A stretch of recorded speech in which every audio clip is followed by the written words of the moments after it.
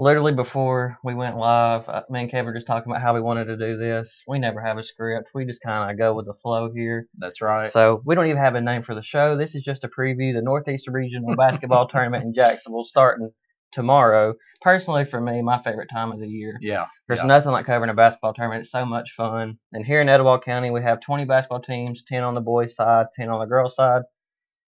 And out of those combined, we only have 3 left. Yeah. It's been it's maybe considered a down year in Etowah County in terms of basketball, but if you look at it overall in terms of the scope of basketball, 3 teams from Etowah County. It may be a down year for Etowah County, but in the last 3 years, I'd have to say basketball as a whole, not just in Etowah County, but also in the area, has gotten better. Mm-hmm. It really has. I mean, these teams now can compete with some of the better teams, not just in the Northeast region, but also throughout the state.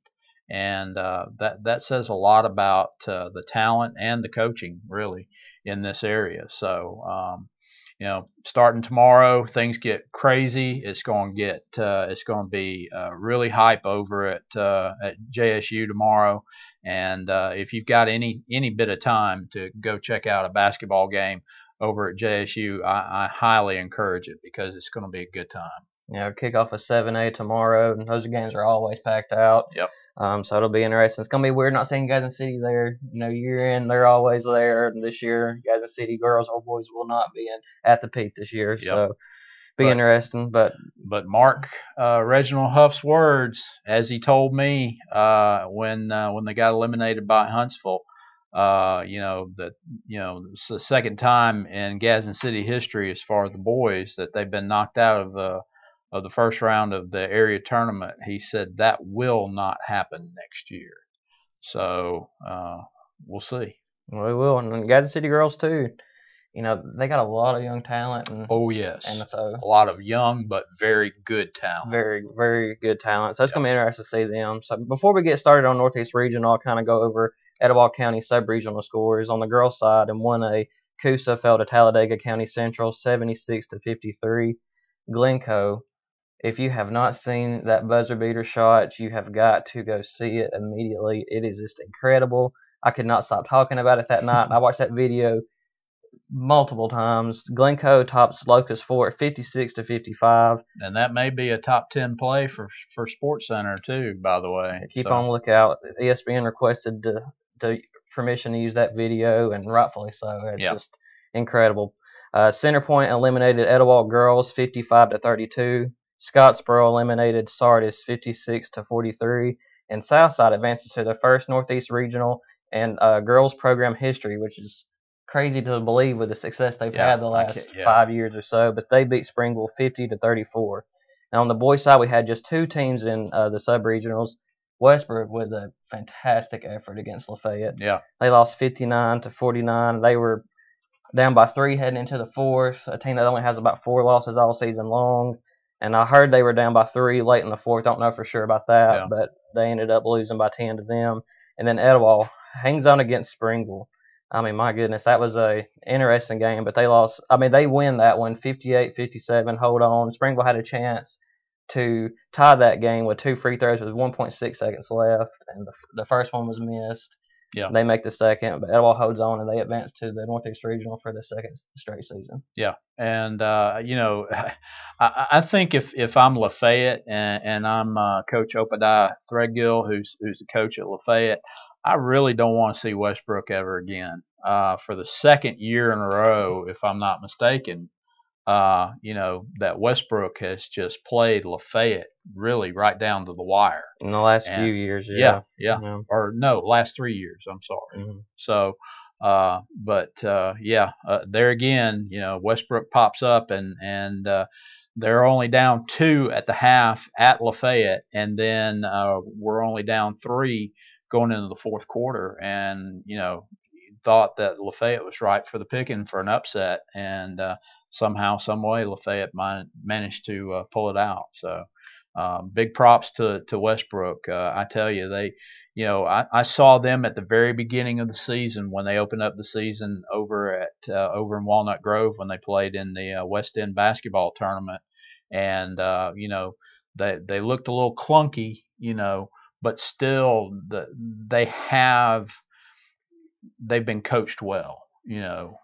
Coach Dickey's done a really good job with a team that I wouldn't say really flashy superstars, but they play good, sound, fundamental basketball, and that's what's going to get you deep into the tournament, especially at this point of the season. Is you've got to be sound in your fundamentals, and you can't just out athletic somebody at this point. You've got to play sound basketball.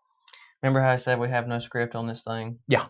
Well, Daniel asked, what chance do you give Etowah to make it to Birmingham? Probably wouldn't normally talk about that so early, but why not? Yeah, why not? And I think they got the best shot of all of our three county teams to make it to Birmingham. They really do. Etowah has, without a doubt, probably one of the more talented basketball teams that I've seen in some years. You've got a guy like Jamin Graham who can play well on the block, gives you that inside presence that if somebody comes inside, he very likely would swat it away. But it's not just him. You got Jericky Wright and some of those other guys who will come in off the bench. And I mean, I don't think I have seen a basketball team with that much talent that can go that deep in terms of the bench. And in 5A, I mean, that's huge. That really is huge. When you can bring guys, I mean, literally, James Graves, when he ends up subbing out guys, it's not just one or two kids. He's going to bring a whole brand new team onto the floor. And then, if you're an opposing coach, you're like, okay, who can I match up with? So, Etowah can go as deep as they want to. It's just a matter of them playing together as a team. There's been some times where I've seen Etowah where they've just kind of splintered a little bit. And also, too, is they've got to be able to shoot well from outside.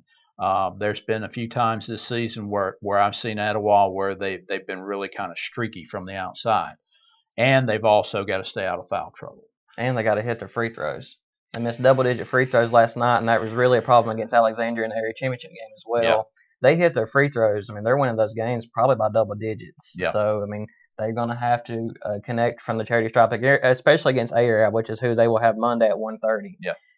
They're a team that you've seen and I've seen. They can hit the three, and, when they're on, they can be a very scary team. But there again, like I said, fundamental basketball.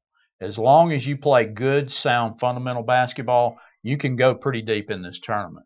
And that's really what Etowah's got to do. You've got to defend well, you've got to stay out of foul trouble, and then you've also got to make smart shots. You can't just throw it up from here, there, and everywhere and expect it to go in. You've got to make good, sound, smart choices when you shoot the basketball. I mean, but looking at Etowah's playing the ARAB on the other side of that 5A boys bracket in Jacksonville, you have Centerpoint playing Scottsboro.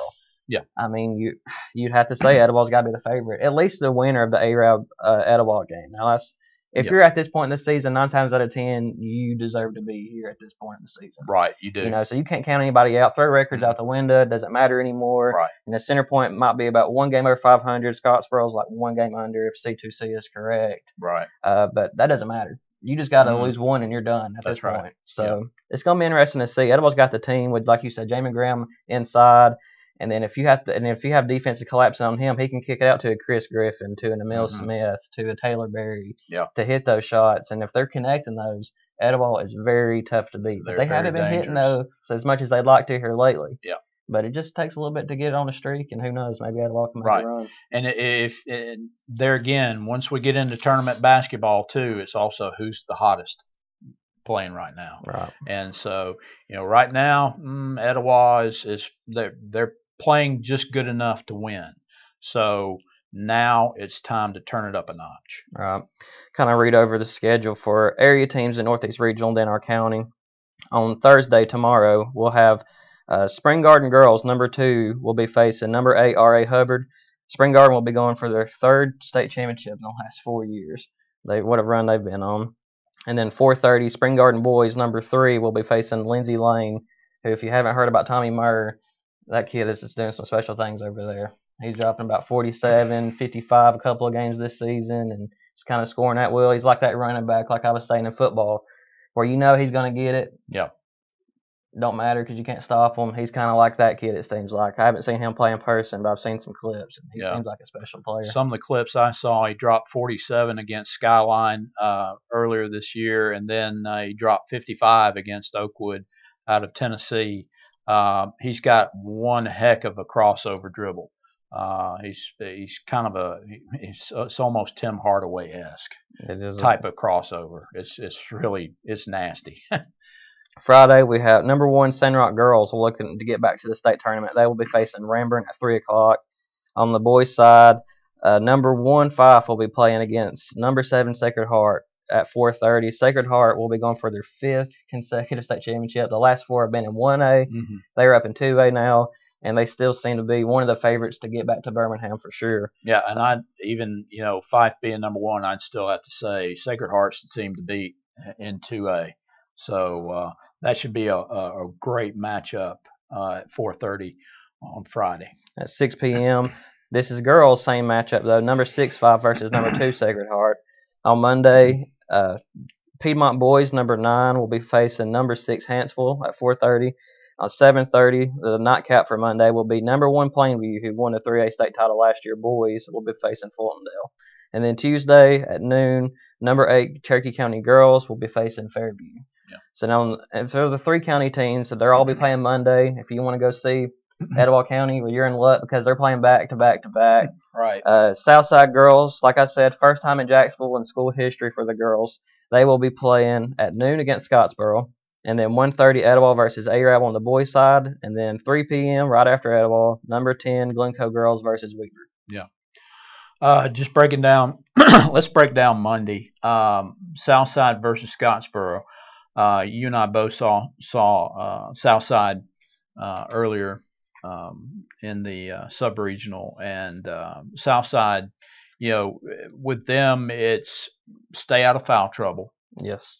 Macy Williams, who's in the post for them, if she can stay out of foul trouble for Southside, that's kind of how Southside goes. As long as you've got a post player like her, but then 2. One player that I have seen who's really started to come on for Southside has been Savannah Nunn.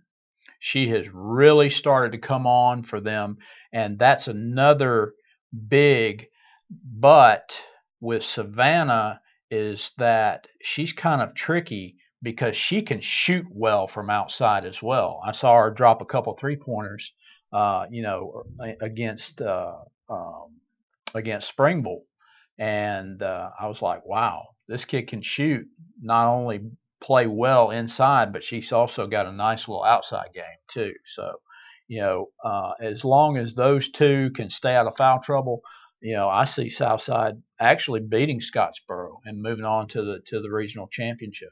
I'm going to add a 3rd player to that, Alexis Thompson. Yep. She has been huge for Southside. Really Lauren has. Hunt went down, I want to say, around Christmas. I think they were in a Christmas tournament over in Georgia. She goes down on a routine play, tore her ACL. Yeah. And she tore her ACL earlier in her career, but this was her other leg. Yeah. Fortunately for her, she signed a softball scholarship with Jacksonville State. So, I mean, her, sports career is not over. Not maybe by any stretch. Maybe she can make it back for late in softball, but I hate to see her go down.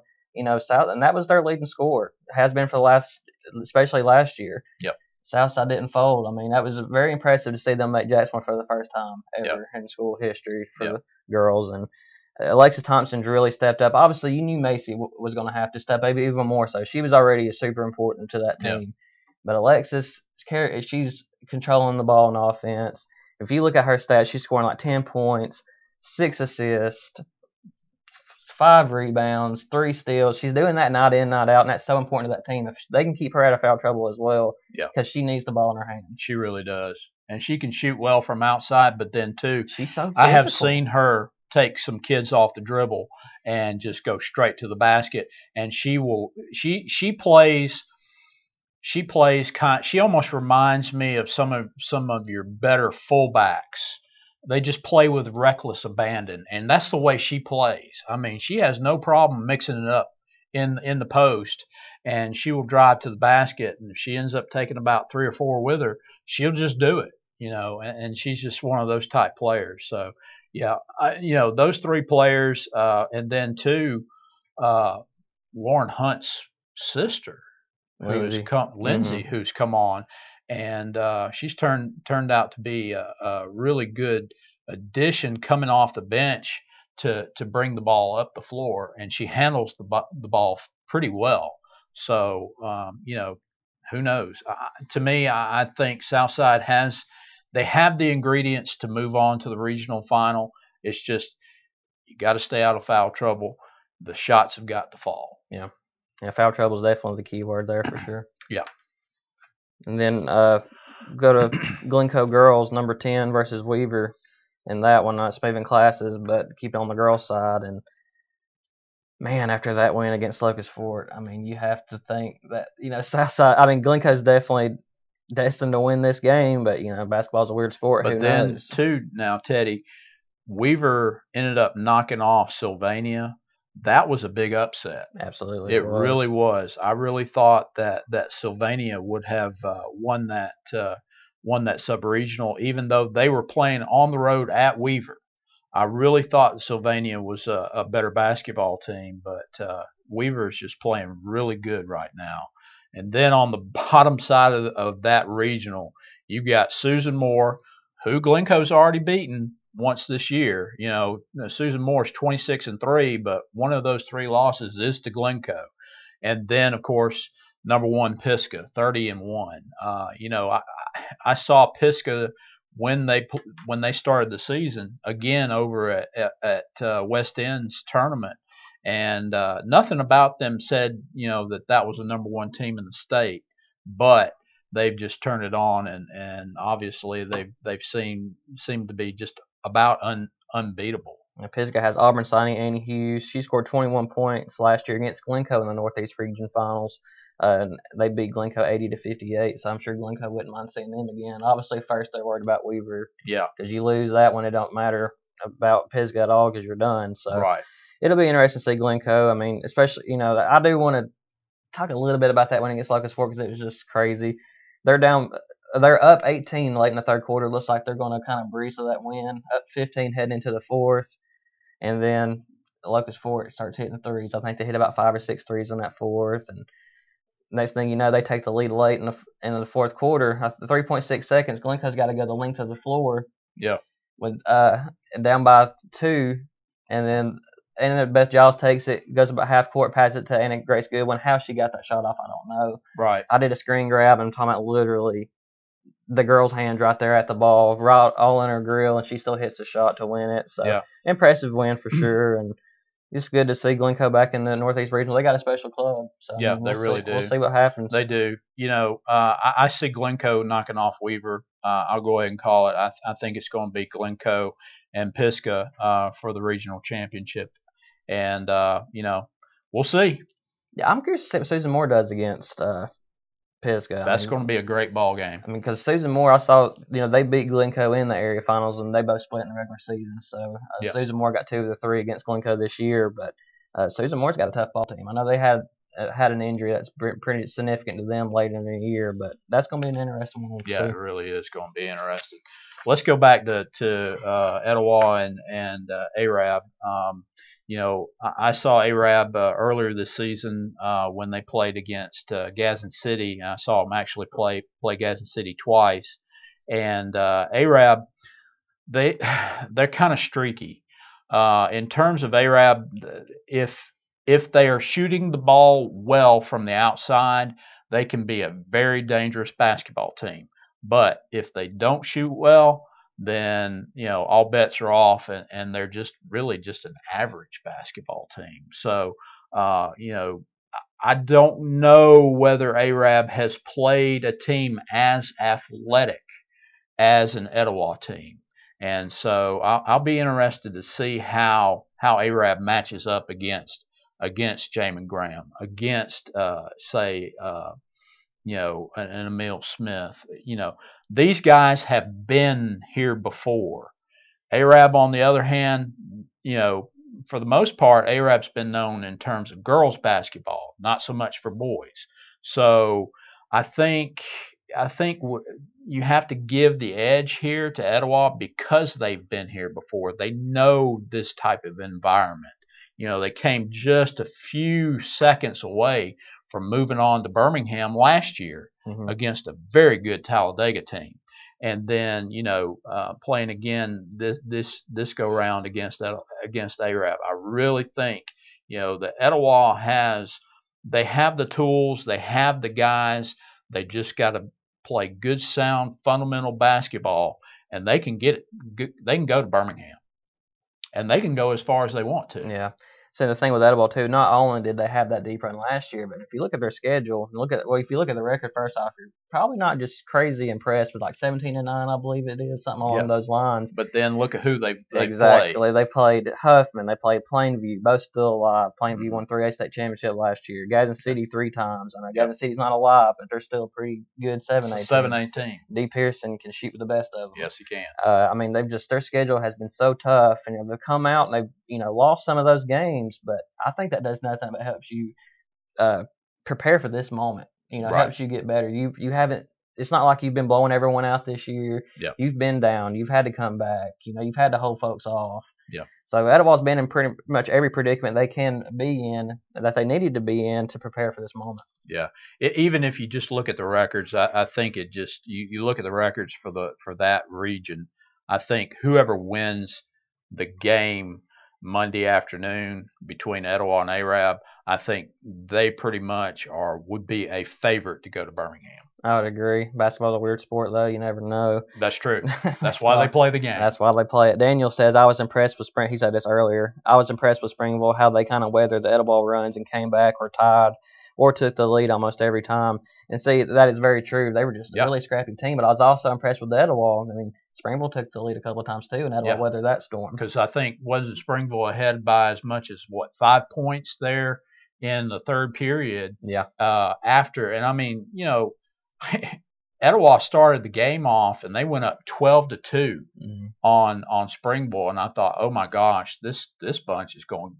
They're just going to blow Springville right out of the gym, and then all of a sudden, here comes Springville, just kind of peck, and then the next thing you know, they're up 5, and I'm like, oh my gosh, what just happened? And I think everybody else in the gym just did the same thing. They just said, what just happened here? You had Etowah. I think the book had him 4 of 17 from 3, 7 of 19 from the free throw line. Ooh. Etowah had chances in the last minute, to ice that game, and just weren't able to convert it. Stuff like that's got to happen in Jacksonville.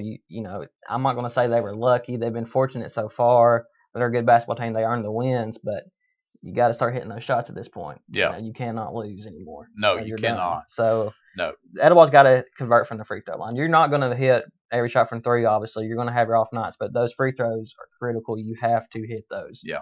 And then you just look over the 5A overall. I mean, tremendous basketball talent here just in 5A alone. You got Winona sitting out there. You've got Sylacauga. You've got Brewtech out of Montgomery. You got Ramsey.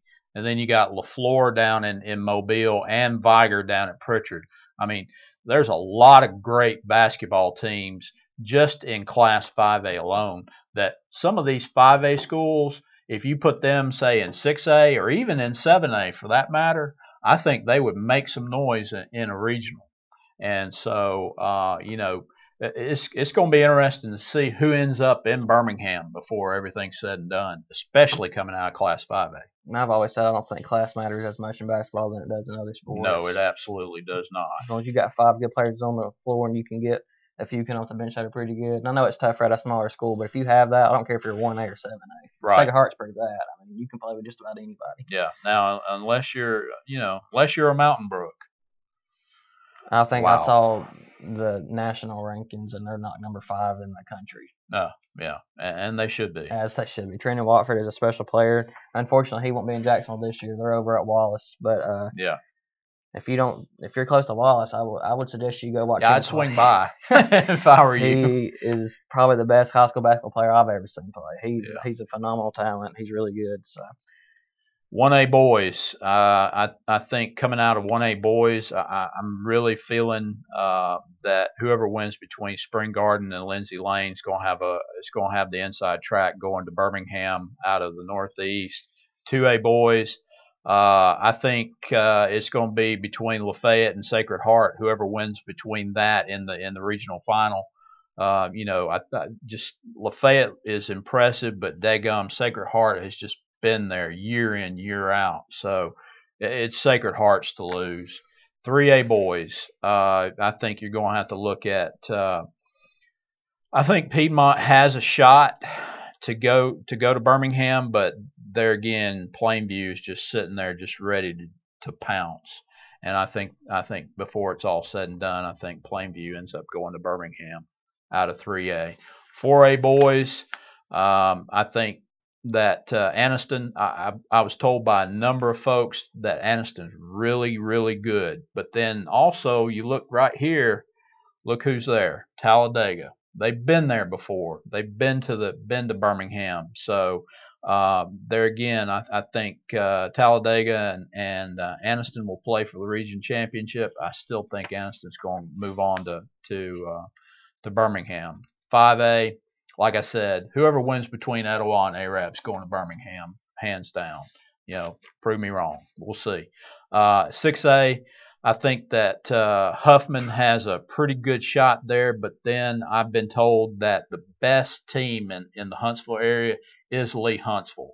And so I think it's going to be Lee Huntsville versus Huffman for the region championship. I think Lee comes out on top. Then in 7A, you got Hoover versus Sparkman. We've seen Sparkman. They're a pretty good basketball team. Hoover's been really good fundamentally. I think Hoover's going to end up winning that game.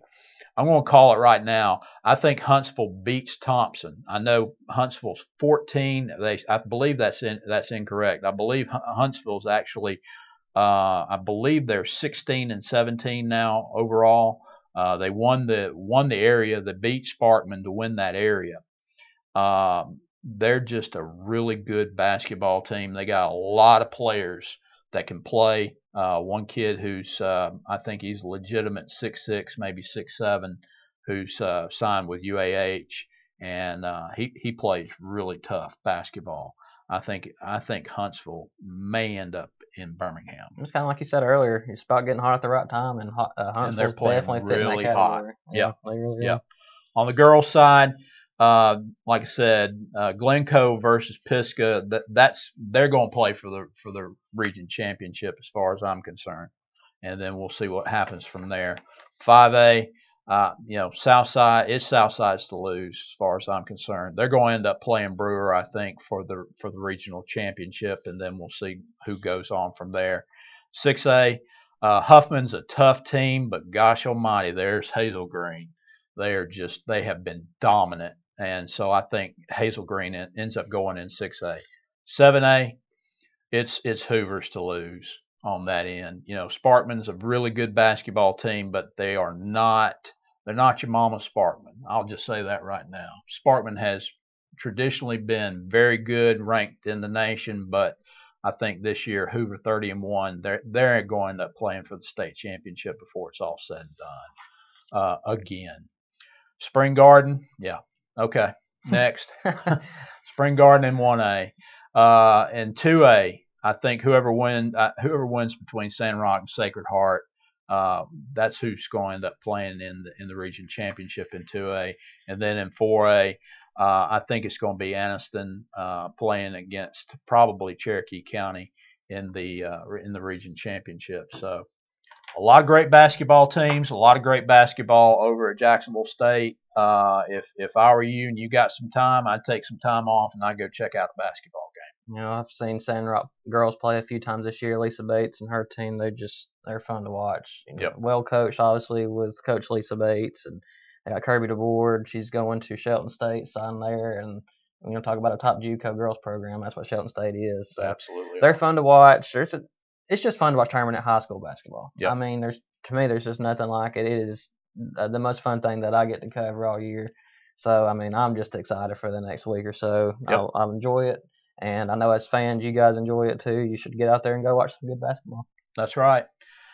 We've covered it all. Now it's time to go tip it off. So we thank everybody for joining us on Facebook Live, and be sure to check out. We'll be in Jacksonville for most of the week. So check us out at GadsdenTimes.com to see stories. We'll have photo packages, all that good kind of stuff, and videos. Indeed, videos. So again, we thank you for your time. Our time is out.